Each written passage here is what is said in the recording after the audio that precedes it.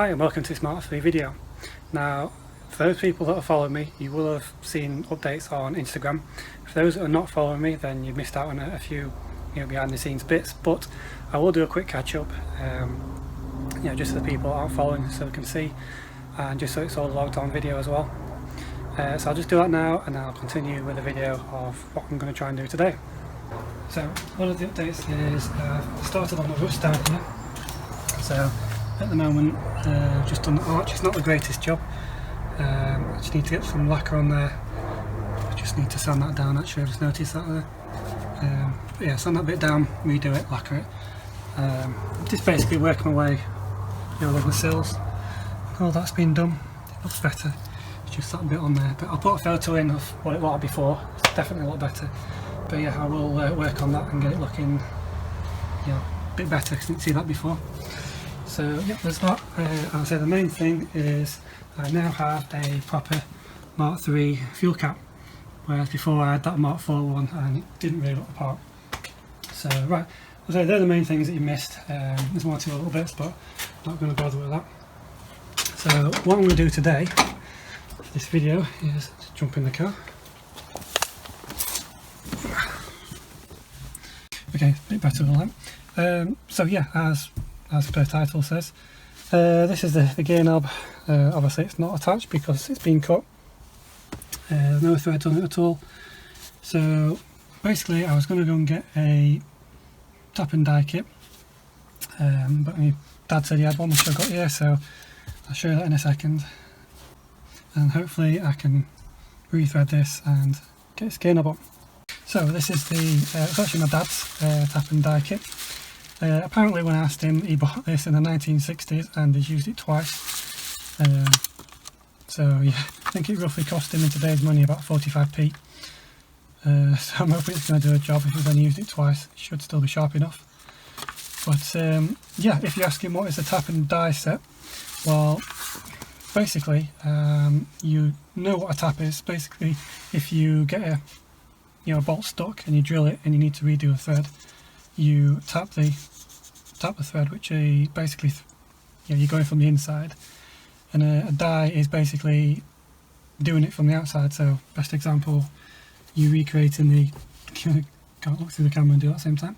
You're recreating the threads on the outer side. So tap on the inside, can't do it through the camera. Tap on the inside, die on the outside. That's basically the best explanation for that. So yeah, so I've got this kit which is my dad's, so I'm hoping to have a go and die around that and create some thread so this knob can go back on. Now I'm hoping this video is useful to some other people as well, because I know this was a big thing in the 90s, I think, making your own little short shifter, but yeah, it'll do for now. I mean, ideally I'd like the proper height, but it's better than just I'm not keen on the aftermarket one that's got little pinch bolts. I prefer it with it beyond like that, look a lot better. So basically, to start off with, I managed to find a pinch bolt, believe it or not, and that will go in the knob and it will screw. So I'm looking for one that's that size, which, believe it or not, is pretty much the same size as that stick. So hopefully one of these will match that size. So I'm just going to have a look now, and if I can find one I'll bring you back. So I've just found the biggest one, and just making a start on that, it does start to grip that. So on some of these you'll see the writing on the top. Some may say this way, others may not, like this one. But the way to tell the right way around is, if you can see inside where the thread is, you'll see on that side, for example, bring it up near the camera, you'll see where it starts to go before the thread starts. So that's so basically you want to be that way on the bolt, so it gives it that bit of a starting section before it taps in. So the only issue with these that I found is because this is an older kit, it's probably an imperial size, not metric, so it might not be perfect, but all I need is a basic thread. Hopefully it might just catch it, so I'm hoping this works. So basically you have your arm, if you like, so it goes in be that way, because then you're pushing from, sorry, on camera, so it goes in from that way, so you basically pushing from the top downwards, and you've got a little nick on the side that goes against the screw on there, and that just tightens up. I'm just going to do that hand tight for now, but I will get a screwdriver in a second. So yeah, there you have it, that goes on there, and then you try your best to get it straight and you just start turning. So I'm hoping this is going to go well. If you happen to get it wonky or, you know, not level, which is quite hard being a gear stick, and technically it never points straight, it always goes on an angle. As I say, the knob, or if you happen to, same with a tap, it will go on the way that you've threaded it, and once you've started it, you know, you can't really bend it or twist it, it's going to go wherever it goes. So yeah, I'm going to tighten this up now and I'll get everything ready and then I'll bring you back. Okay, so I apologise, it's not the best angle, I've got it sat at the moment, it's one way you can see what I'm doing. So that's now tightened up. As I say, I found that in third gear is probably the best, most upright position, so yeah, let's have a go and see how this goes. So sit on that top bit.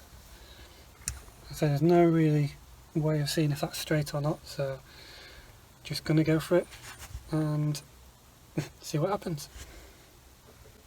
Now as I'm doing this, I think you just meant to push down, try and keep it straight as possible.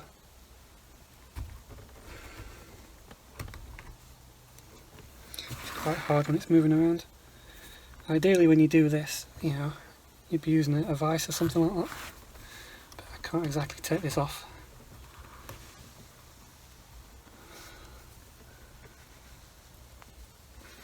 I think the hardest bit of this is trying to make a start because it keeps slipping off. Either that or these aren't sharp enough.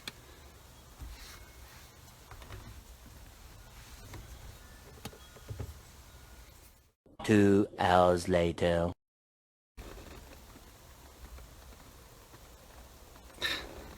Okay, I'm going to leave it as that. I think I'm going slightly wonky, to be fair. That's really difficult to do.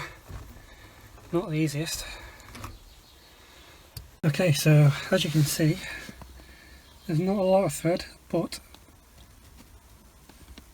there's a bit. So that might be enough, I'm hoping. There's not much. Can't see what's in down there. You can just see a thread in there, but never know. Let's see how we go. Oh, I can feel it gripping. Just tightening up. So I can get one more push down on it. Well, I can't pull it off, but it does turn. Oh, it does.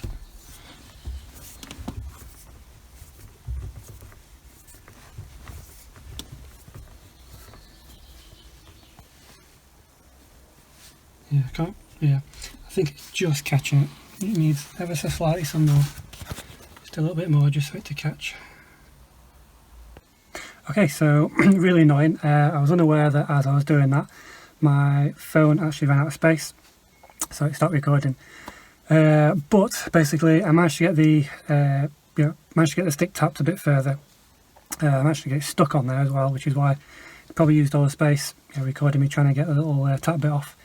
But anyway, I managed to get it done a bit further, a bit more thread on it. I managed to get the tap off, and then basically put the knob on, tried to give it a go, and yeah, basically it's gone on. It doesn't turn or pull off.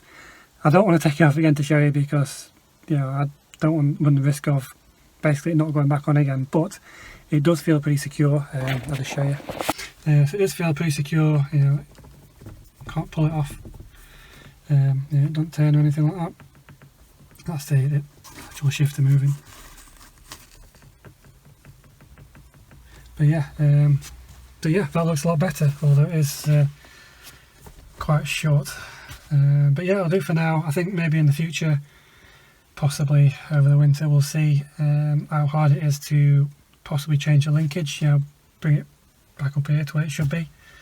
But it definitely looks better than, in my opinion, in this one. So yeah, that can go in the bin, or if anyone wants that, Oh, and I do have this longer shifter for sale as well, because obviously, you know, don't need that one, it wouldn't fix, it's too low. But yeah, basically job done. So it feels weird doing it with my right hand, but yeah, looks better. So I'm not going to clean that up yet. I'm going to wait till, you know, all the car's done and then give it one big clean up at the same time. But yeah, that's, I'm pleased that's like that. I've noticed as well, while being here, that it's missing the 2 screws on these A-pillars. So there's one over there as well. So we'll find the screws for them. That's something else to do. But yeah, that's pretty much it. As I say, I hope this video has been useful. I know, you know, the phone stopped, so you didn't actually see the end result as before I put the knob back on, but in theory that's how it is. So if you have you know, a gear stick that's, you know, been cut like mine, and you're wanting to put the original back on, or another gear knob with a thread, that's pretty much how you do it. The good thing with these knobs though, with these rubber ones as well, if you do happen to go a little bit wobbly, you know, you don't really see it too much, because they are rubber. They do give, you know, around the angle of the cut. So yeah, yeah, pretty pleased with that. So yeah, if you enjoyed this video, feel free to, you know, leave a comment, like, whatever, you know, you'll by now, and hopefully I'll see you in the next one, which I may be doing today, but I'll say I'll release the video maybe sometime after this one. Depends, you know, if I get some other jobs done around the house first. But yeah, we'll see with that one. So I'm just waffling now. So yeah, I'll see you in the next one.